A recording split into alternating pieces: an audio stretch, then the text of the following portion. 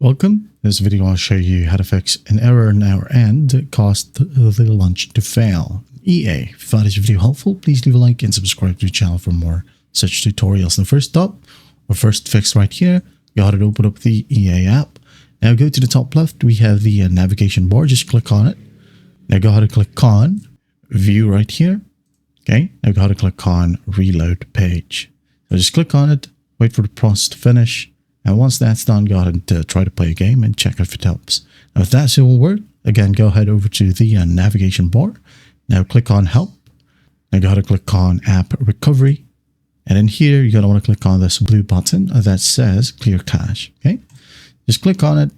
Wait for the EA app to reload.